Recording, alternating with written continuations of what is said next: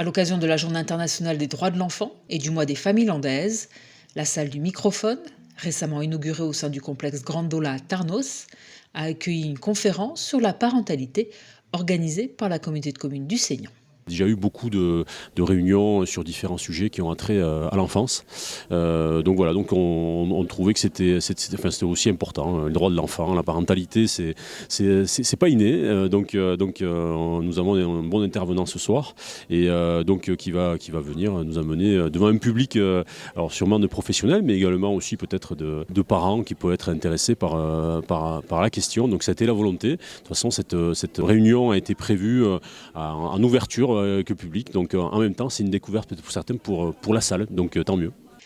Invité de cette conférence, Gérard Néran a analysé les enjeux de la parentalité actuelle en pointant ses complexités et les formes de soutien possibles pour les familles. Les parents, ils entendent sans arrêt des injonctions à l'excellence parentale, à être un bon parent.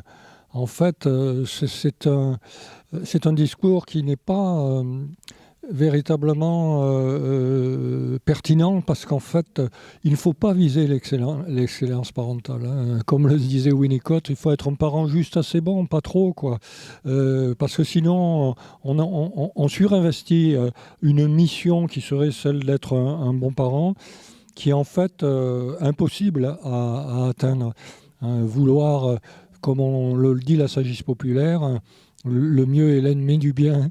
Et donc, vouloir trop en faire, ça va être tout à fait contre-productif. On va aboutir à des résultats qui seront contraires à ce qu'on souhaitait, c'est-à-dire l'épanouissement de l'enfant et le bien-être aussi du parent.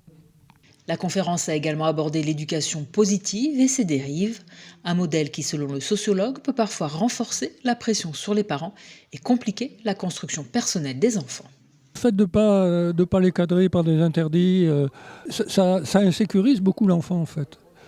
Ça va être contre-productif, on va produire le contraire de ce qu'on voudrait, que l'enfant s'épanouisse, alors que l'enfant il va devenir insupportable, il va devenir insécurisé, et le parent il va être épuisé par le fait qu'il faut toujours s'occuper de son enfant. Donc on est, et notamment la maman, le nombre de burn-out maternels a augmenté d'une façon très importante lors de ces 20 dernières années. Il est passé de 1% à près de 10% aujourd'hui.